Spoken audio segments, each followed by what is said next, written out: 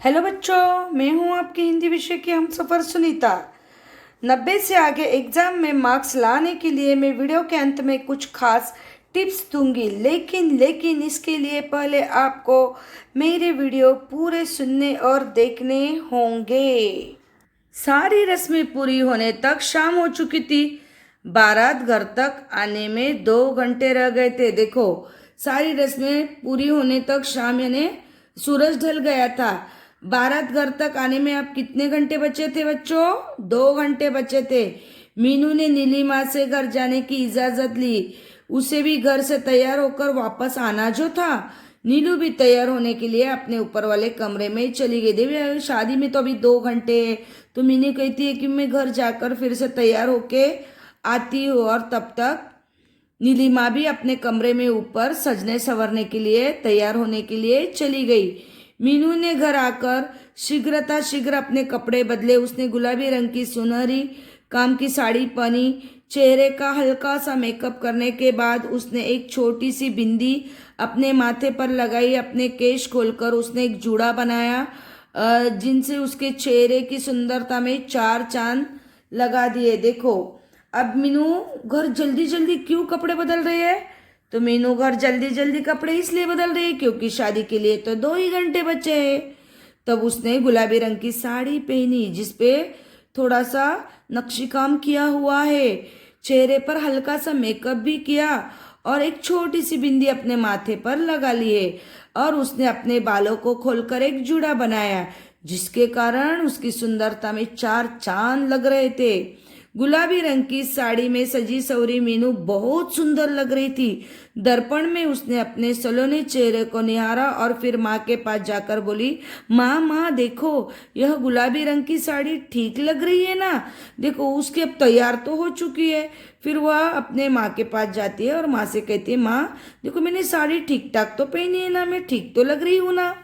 माँ ने उसे ऊपर से नीचे तक देखते हुए कहा, हाँ बेटी, बहुत सुंदर लग रही हो तुम इस साड़ी में। तो माँ भी ऊपर से नीचे तक मीनू को देखती है, निहारती है और फिर कहती है, मीनू बेटा, तू तो बहुत सुंदर लग रही है। सुंदर? सुंदर शब्द सुनकर उसका हृदय प्रसन्नता से झूम उठा। वह गुनगुनाती हुई नीलिमा के घर की ओर चल दी। देखो बच्चों, यह भी बहुत महत्वपूर्ण पंक्ति है कि सुंदर शब्द सुनते ही मीनू प्रसन्नता से क्यों झूम उठी? हाँ भाई, क्योंकि मीनू को खुद को लगता था कि वह सुंदर है ही नहीं है। और जब माँ कहती है, प्रशंसा करती है मीनू की और कहती कि तू कितनी सुंदर लग रही है, तो सुंदर शब्द सुनकर उसका मन प्रसन्नता से झूम उठता है और वह गाना गुनगुनाते हुए नीलिमा के घर चली जाती है। ऊपर के कमरे में नीलिमा को सजाया जा रहा था। मीनू भी ऊपर के कमरे में नीलिमा के पास पहुंच गई। देखो, अब ऊपर के कमरे में नीलिमा भी तैयार हो रही है। रूप रंग में तो सुंदर दिखने वाली नीलिमा आज लाल रंग की साड़ी में रूप और अधिक निखर आ रहा था। देखो, जो शादी का जोड़ा होता है तो वो लाल ही रंग का होता है हमारे यहाँ। तो नीलिमा तो दिखने में बहुत सुंदर और गोरी थी, तो फिर उस पे ये लाल रंग का जोड़ा कितना सुंदर दिखेगा, और जिसके कारण वो बहुत सुंदर दिख रही थी। फूलों के गजरे आदि पहनाकर उसे सजाया जा रहा था। नीलिमा की और सभी सहेलियां भी वही पास बैठी थी। शहर की जितनी भी औरतें आती, उन सभी का पहला यही प्रयास रहता था कि ऊपर जाकर नीलिमा से मिले। छोटे छोटे बच्चे धक्का देते हुए आगे निकलने की कोशिश करते, परंतु उनको आश्वासन देकर नीचे भगाया दिया जाता था कि नीलिमा दीदी अभी नीचे ही आने वाली है। देखो, अब दुल्हन को कैसे सजाया जाता है, बस उसी प्रकार अब नीलिमा की तैयारी हो रही। उसे फूलों के गजरे पहनाए जा रहे, लाल रंग का जोड़ा पहनाया जा रहा है। नीलिमा की सहेलियां उसके पास बैठी है और शहर में से जितने भी लोग शादी के लिए आए थे, स्पेशली औरतें, उनको सभी को लगता था कि चलो ये शादी का मंडप बिंडप बाद में देखते, पहले तो दुल्हन को देखते कि कैसे सजी सवरी है। इसलिए वह सभी नीलिमा को मिलने के लिए प्रयास करती थी। और छोटे बच्चों तो धक्का देकर आगे निकलने की कोशिश करते थे, लेकिन उन्हें बड़े कहते थे कि देखो, नीलिमा दीदी तो नीचे आने ही वाली है, तब तुम देख लो। नीलिमा के पूर्ण रूप से तैयार होने के बाद उसका रूप ऐसा निखर आया मानो कोई अप्सरा पृथ्वी पर उतर आई हो। हर कोई उसके रूप रंग की प्रशंसा करता। देखो, जब नीलिमा की पूरी तैयारी हो जाती है तो उसे देखकर कैसा लगता था? ऐसा लग रहा था मानो पृथ्वी पर अप्सरा उतरी हो। हर कोई उसके रंग रूप की प्रशंसा कर रहा था। बारात भी घर के पास आ गई थी। बैंड की मधुर आवाज भी स्पष्ट सुनाई दे रही थी। जो जो बैंड की आवाज और पास आती गई वो तेज होती गई, त्यों त्यों नीलिमा के हृदय की धड़कन भी तीव्र होती गई। अब देखो, शादी का समय तो नजदीक आ रहा था, तो बैंड की आवाज सुनाई देने लगी। और बैंड की आवाज सुनाई देने लगी तो तभी वह आवाज सुनकर नीलिमा की धड़कनें क्या हो रही थी? और तेज हो रही थी, क्योंकि उसे लग रहा था वह समय, शादी का समय नजदीक आ गया है। इसी कारण उसकी हृदय की धड़कन तीव्र होती जा रही थी। बारात घर के दरवाजे तक पहुंच गई। सभी स्त्रियां और बच्चे दरवाजे की ओर दौड़े। सभी के हृदय में एक उमंग थी, एक उत्साह था। सभी दूल्हे को देखने के लिए बेचैन थे। देखो, अब बारात कहाँ तक आ चुकी है? दरवाजे पर आ चुकी है।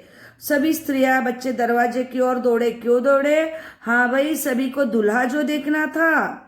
जैसे ही दूल्हा घोड़ी से उतर कर नीचे आया, सब उसकी ओर देखते ही रह गए।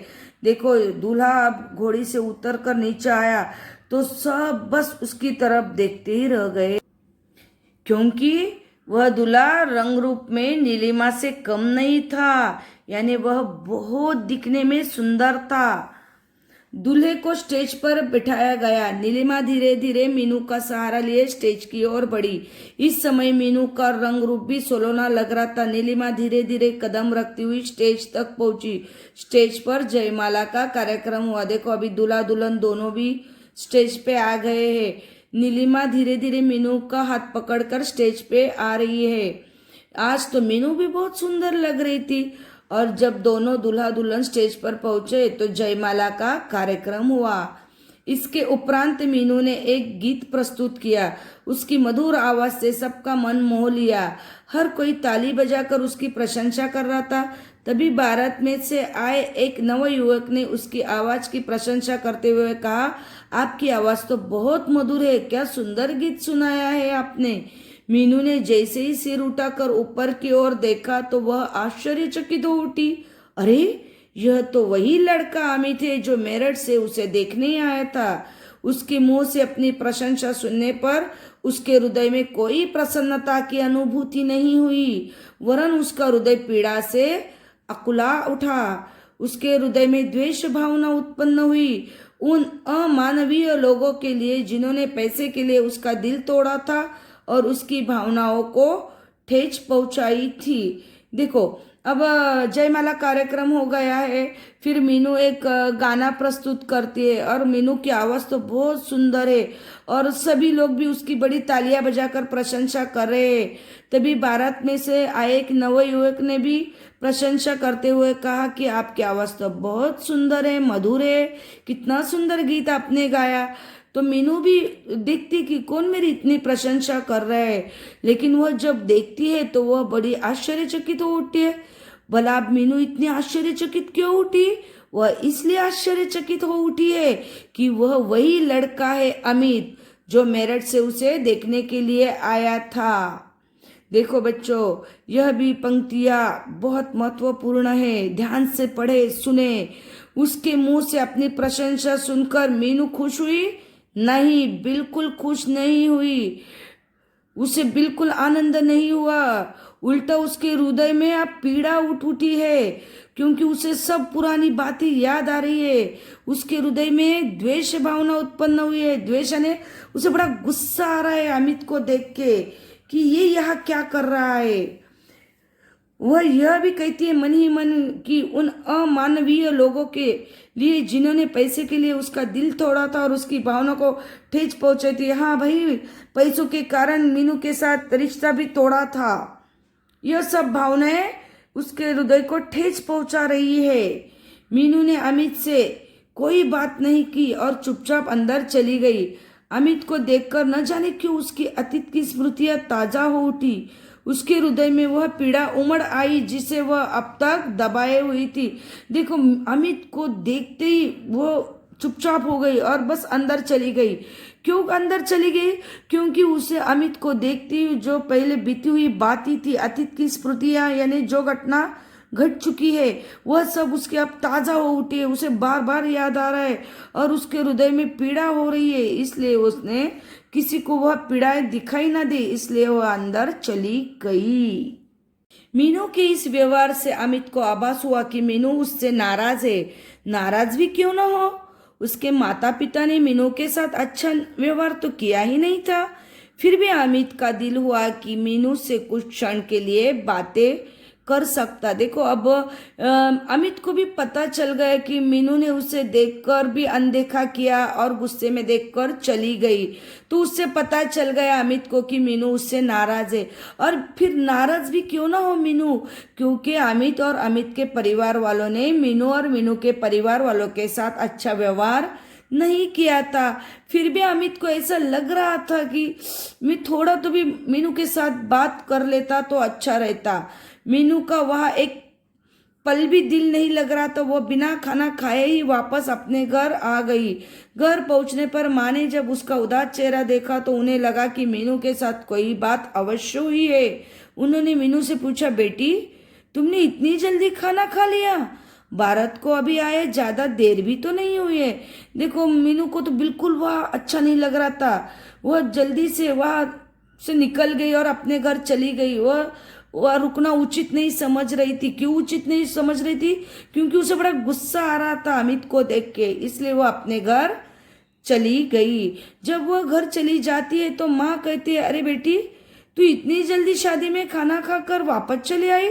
बारात तो अभी आई थी, ज्यादा देर भी नहीं हुई है। हाँ माँ मैंने खाना खा लिया है, कहकर मीनू तकिए में मुंह छिपाकर बैठ गई। देखो अब मीनू को माँ से तुम कहना नहीं था कि क्या घटना घटी कि उसने अमित को देखा, फिर उसे अतीत की स्मृतियाँ याद आ रही है, वह सब वह अपने माँ को कहना नहीं चाहती थी। इसलिए वह माँ से झूठ कहती है कि हाँ माँ मैंने तो खाना खा लिया, और वह तकिए में मुंह छुपाकर बैठ गई। मीनू की उदासी माँ से देखी नहीं जा रही थी। उन्हें लगा कि शायद इस अवसर पर मीनू की फिर अतीत की स्मृतियां ताजा हो गई है। आज उसकी सहेली दुल्हन बनी है। अपनी सहेली को दुल्हन के रूप में देखकर उसे कुछ बातें याद आई होंगी। देखो अब माँ को लगता है कि मेरी बेटी इतनी उदास क्यों है, जो इतनी अच्छी खुश थी, शादी में गई सज संवर कर, और अब इतनी दुखी उदास क्यों दिख रही है। तो माँ को पता नहीं चल रहा है कि वहाँ क्या हुआ है, लेकिन माँ को यह याद आ रहा है कि शायद अपनी सहेली नीलिमा की शादी को देखकर मीनू अतीत की स्मृतियां ताजा कर रही होंगी। उसे लगता होगा कि शायद आज मैं भी दुल्हन बनी होती, आज शायद मेरी भी शादी होती, और फिर यही बातें सब मीनू को तकलीफ देती होगी, ऐसा माँ को लग रहा है। तभी दूसरे क्षण माँ के मन में विचार आया कि ऐसा तो नहीं कि किसी ने उससे उसकी शादी के बारे में पूछ लिया होगा। इसी प्रकार के अनेक विचार माँ के मन में आते रहे, परंतु वह कुछ समय समझ ही नहीं पा रही थी कि मीनू की उदासी का क्या। हाँ माँ तो माँ होती है, माँ को लगता है अरे क्या कारण होगा पता नहीं, लेकिन बेटी तो बहुत उदास है। माँ को लगता है कि शायद मीनू को लग रहा होगा कि शायद आज मेरी भी शादी होती, लेकिन फिर माँ को लगता है कि नहीं नहीं ऐसा नहीं हुआ होगा, शायद किसी ने तो भी शादी में उससे उसके शादी के बारे में पूछा होगा और जिसके कारण मीनू उदास हो गई होगी। लेकिन माँ को असल कारण तो पता ही नहीं है, इसलिए माँ कुछ समझ ही नहीं पा रही थी। मीनू भी तकिए में मुंह छुपाए अमित के बारे में सोचती रही। उस अमित के बारे में जो उस दिन जब उसे देखने आता कितने प्यार से बातें कर रहा था। उसकी बातों से बिल्कुल स्पष्ट था कि मीनू उसे पसंद है, पर फिर उसे क्या हुआ, सिर्फ पैसे के लिए दूसरी लड़की से शादी को तैयार हो गया। यदि उसके माता पिता ही पैसा लेने के पक्ष में थे तो क्या उसके अंदर इतनी भी हिम्मत नहीं थी कि वह उनका विरोध कर सके। यदि उन्हें पैसे वाले घर में ही रिश्ता करना था तो आशा के रिश्ते के लिए उन्होंने क्यों लिखा था। ये सभी प्रश्न मीनू के मस्तिष्क के बार बार आते रहे, परंतु इन सब प्रश्नों का उसके पास कोई उत्तर नहीं था। देखो अब मीनू तो तकिए में मुंह छुपाए अमित के बारे में सोच रही है। क्या सोच रही है कि यह वही लड़का है, जब उसे देखने आया था तो कितने प्यार से बातें कर रहा था और उनके बातों का अंदाज देखकर लग रहा था कि उसे मीनू पसंद है। लेकिन ऐसा क्या हुआ होगा? क्या सिर्फ पैसों के कारण उसने दूसरे लड़की के शादी के लिए तैयार हो गया? यदि उसके माता पिता को पैसे ही चाहिए थे तो वह उनका विरोध क्यों नहीं कर रहा था? क्या उसमें इतनी भी हिम्मत नहीं थी कि अपना माता पिता का विरोध कर सके? और यदि उन्हें पैसे वाले ही चाहिए थे तो फिर मेरी छोटी बहन, मीनू की छोटी बहन आशा के लिए रिश्ता क्यों लेके आए थे? ये सभी प्रश्न मस्तिष्क यानी उसके दिमाग में बार बार एक के बाद एक आते रहते हैं, लेकिन उसके पास कोई उत्तर नहीं था। कुछ देर तक जब नीलिमा को मीनू नहीं दिखाई दो तो उसने अपने भैया से पूछा, भैया मीनू कहाँ गई? बहुत देर से दिखाई नहीं दी। देखो अब तो मीनू तो घर चली गई है। तो नीलिमा को जब देखती है कि अरे कितना वक्त हुआ, मीनू तो उसे दिखाई नहीं दे रही है, फिर वह अपने भाई अशोक से कहती है कि भैया आपने कहीं मीनू को देखा है? तब अशोक ने उत्तर दिया, पता नहीं, अंदर बैठी होगी, मैं तो बाहर काम में व्यस्त हूँ इसलिए मुझे नहीं पता। देखो उसके भैया भी कहते, उसके यानी नीलिमा के भैया अशोक भी कहते, अरे मुझे तो कुछ नहीं पता, शायद अंदर बैठी होगी, मैं तो कितने बाहर के कामों में व्यस्त हूँ इसलिए मुझे तो पता ही नहीं चला। जब नीलिमा अंदर गई तब भी उसे मीनू नहीं दिखाई दी। अचानक बिना कहे मीनू के चले जाने की बात उसकी समझ में ही नहीं आ रही थी। देखो अभी शादी की थोड़ी रस्में हो गई, फिर नीलिमा जब अंदर आती है तो उसे वहां भी मीनू दिखाई नहीं देती है और बिना कहे कुछ मीनू चली जाती है। इसका कारण नीलिमा के समझ में नहीं आ रहा है। नीलिमा को समझ ही नहीं आ रहा है मीनू क्यों चली गई है। प्रातःकाल विदा के समय नीलिमा की निगाहें मीनू का इंतजार कर रही थी। मीनू आधी रात्रि तक सो नहीं पाई थी, इसलिए सुबह समय से उठ न सकी। जैसे ही मीनू की आंखें खुली उसने घड़ी की ओर दृष्टि डाली। घड़ी में 7 बज चुके थे, विदा का समय हो चुका था। वह शीघ्र हाथ मुंह धोकर तैयार हुई और नीलिमा के घर पहुंच गई। देखो प्रातःकाल विदा के समय नीलिमा की निगाहें मीनू का, देखो अभी इससे पता चलता है कि अब लगभग रात को शादी का समय था, तो अब सुबह होने वाली है। प्रातःकाल यानी सुबह का समय, सुबह होने वाली है। लेकिन नीलिमा किसे ढूंढ रही है? नीलिमा की निगाह यानी आंखें किसे ढूंढ रही है? मीनू को। वह मीनू का इंतजार कर रही है कि अरे अभी तक मीनू नहीं आई है। और मीनू आती भी कैसे? मीनू रात भर सोई ही नहीं थी और इसलिए वह सुबह जल्दी उठ भी नहीं पाई। मीनू जैसे मीनू की आंख खुली और उसने देखा अरे घड़ी में 7 बज चुके, तो उसे लगा कि अरे नीलिमा की विदाई का समय आ चुका है। इसलिए उसने फटाफट अपने हाथ मुंह धोकर तैयार हो गई है और नीलिमा के घर पहुंच गई है। जैसे ही मीनू नीलिमा के घर पहुंची, नीलिमा की विदाई होने जा रही थी। मीनू को देखकर नीलिमा उससे लिपट कर रो पड़ी। विदाई को इस घड़ी में मीनू के नेत्रों से भी जल उमड़ पड़ा। देखो अब जैसे ही मीनू पहुंचती है नीलिमा के घर तो विदाई का समय तो आ चुका था। मीनू को देखते ही नीलिमा उसे लिपट पड़ी और रोने लगी। मीनू के आंखों से भी आंसू आने लगे थे। नीलिमा की विदाई के बाद वह शीघ्र अपने घर आ गई। घर आकर उसने अपना सारा सामान बांधा और मेरठ चलने के लिए तैयार हो गई। माँ ने बहुत कोशिश की कि एक दिन और रुक जाती तो अच्छा होता, परंतु मीनू अपनी पढ़ाई एक दिन के लिए भी नहीं छोड़ सकती थी।